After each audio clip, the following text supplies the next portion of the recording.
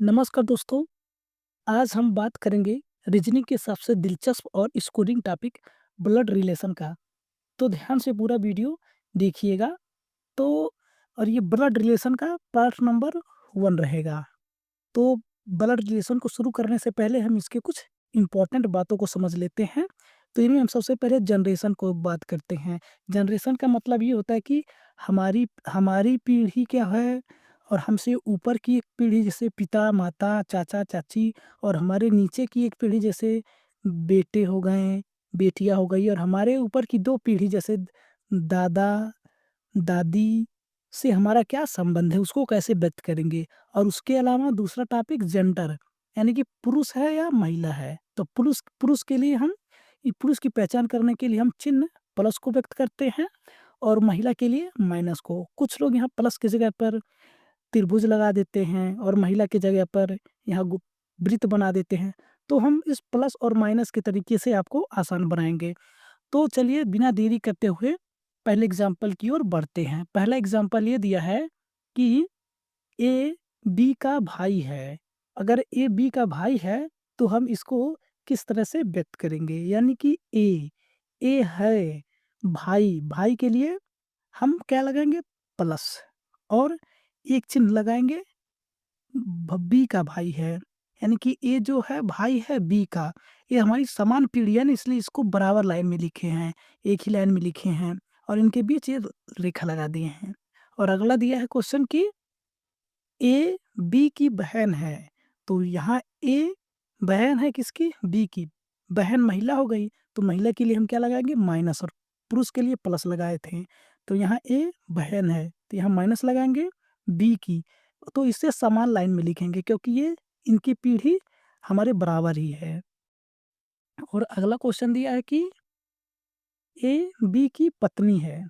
ए पत्नी है, पत्नी यानी कि महिला है तो यहाँ माइनस लगाएँगे और ये हमारे बराबर की पीढ़ी है तो यहाँ उसी लाइन में लिखेंगे बराबर में बी। लेकिन ध्यान रखने योग्य बात ये है कि पति-पत्नी के बीच यहाँ डबल लाइन लगा देते हैं, डबल लाइन लगा देते हैं। और अगले क्वेश्चन की ओर बढ़ते हैं। अगला दिया है कि ए बी का पिता है। अब इसको कैसे व्यक्त करेंगे? ए पिता है किसका? बी का।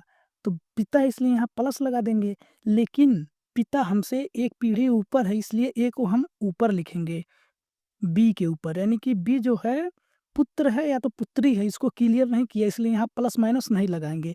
लेकिन ये जो है पिता व्यक्त कर दिया है ना, पिता हमसे एक पीढ़ी ऊपर है इसलिए इसे ऊपर लिखेंगे, ये इस तरह से व्यक्त करेंगे।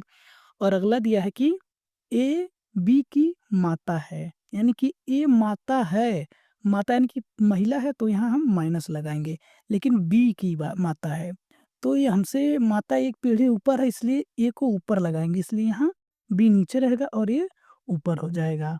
और आगे दिया है कि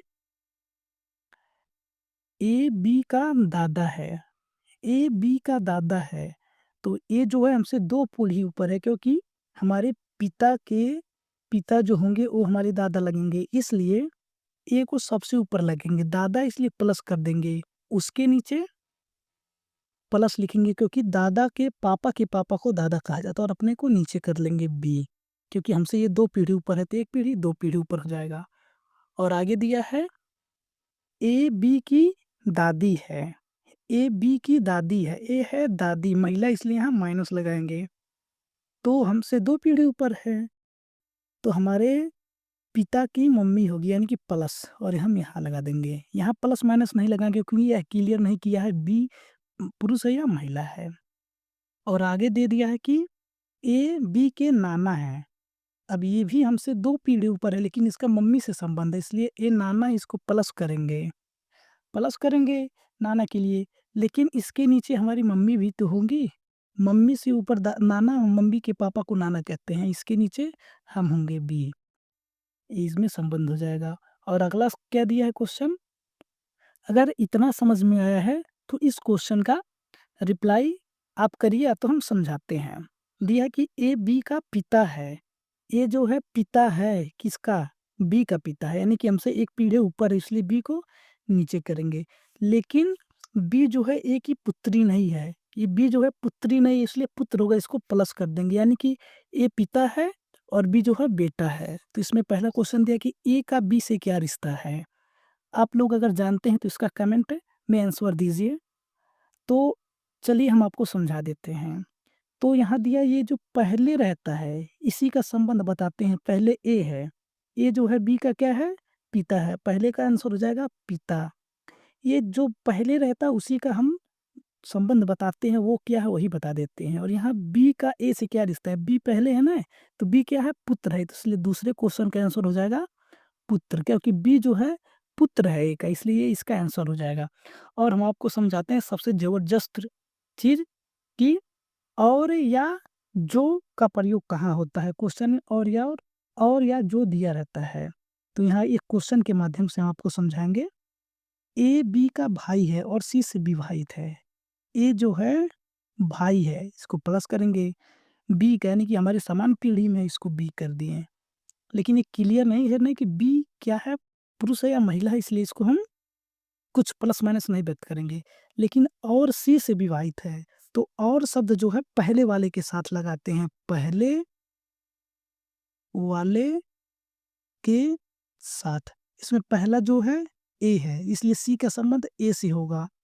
ए से विवाहित है सी, लेकिन ए पुरुष है, इसलिए ये पत्नी हो जाएगी, यहाँ माइनस कर देंगे। और पति-पत्नी की बस डबल लाइन व्यक्त करते हैं। और या को भी इस क्वेश्चन से समझेंगे कि ए बी का भाई है, जो सी से विवाहित है। तो इसी तरह पहले लिखेंगे, ए जो है भाई है, ए जो है भाई है किसका? बी का भाई है, बी का भाई है। और इनके बीच संबंध जो है बी हो जाएगा, समान पीढ़ी है। और जो शब्द जो होता है बाद वाले के लिए, बाद वाले के लिए प्रयोग होता है, तो इसमें बाद में क्या दिया है? बी दिया है, इसलिए सी का संबंध जो है बी से होगा, बी से होगा।